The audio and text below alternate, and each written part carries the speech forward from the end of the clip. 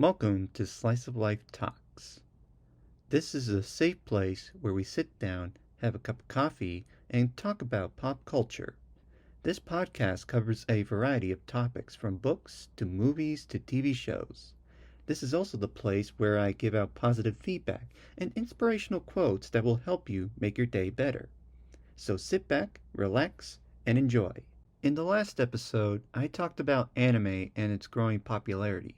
It has such a global impact on the world that it continues to inspire artists and storytellers alike. So in this episode, I'm going to talk about manga. Manga. It's been around for, well, a very long time. Even though it stands alone as a separate industry, manga has a lot of influence on anime and the industry itself. Although manga has origins that dates back to the Edo period, it started to grow during the late 20th century with titles like Astro Boy and Speed Racer. One of the earliest manga artists, Osamu Tezuka, is named the father of manga due to his impact on both the anime and manga industries. Because of his impact, he's credited as the Japanese counterpart of Walt Disney. As a matter of fact, Disney was a huge inspiration for Tezuka when he was starting his career in animation and manga. Fast forward to today, manga has transformed into a large, successful, and profitable industry. Manga has become so popular now that it looks like it's here to stay.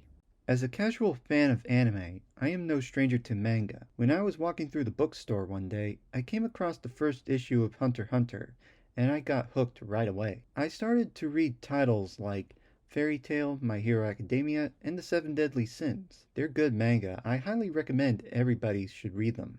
Anyway, the topic I want to discuss is anime adaptations of manga. Some people say manga is better than anime, or vice versa. But I learned that some anime plots are cut from the animation process.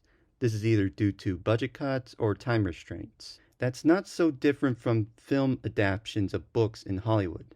But we'll get to that later.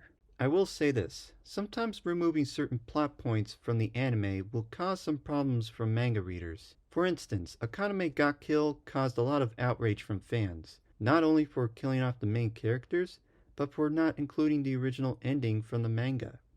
I can understand this because I wasn't pleased with the ending either. That's why I went to the bookstore and bought the manga with the original ending.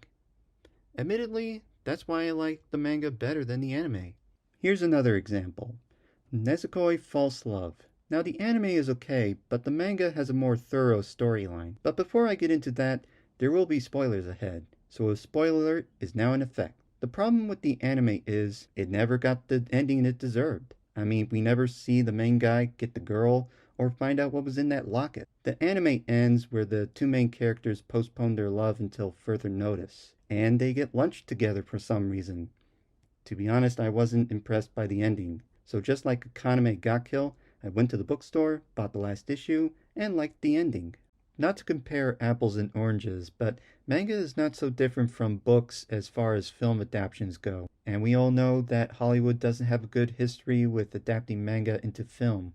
And we all know how Dragon Ball Evolution became a total disaster. Yeah, sorry to reopen that old wound, but hear me out. Sometimes Hollywood doesn't respect the source material. I know I could have mentioned any other titles out there, but Dragon Ball Evolution sticks out like a sore thumb. I couldn't stand the cheesy dialogue, so after a few minutes, I stopped watching it. Thank goodness I never saw that movie in its entirety. Now I understand why Dragon Ball fans and critics hate it so much.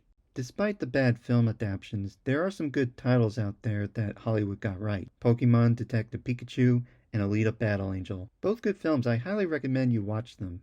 Anyway, I'm done talking about film adaptations of anime. I wanted to talk about anime tropes, but I realized I've talked so much about manga that I will save them for another episode. Just like what I said earlier, manga continues to grow and thrive, and it looks like it's here to stay. So to end off this episode, I will share a quote from the father of manga himself. Comics are an international language. They can cross boundaries and generations. Comics are a bridge between all cultures. Osamu Tezuka. I hope that you enjoyed this episode of Slice of Life Talks. I hope I made your day a little bit better, and I will see you guys later.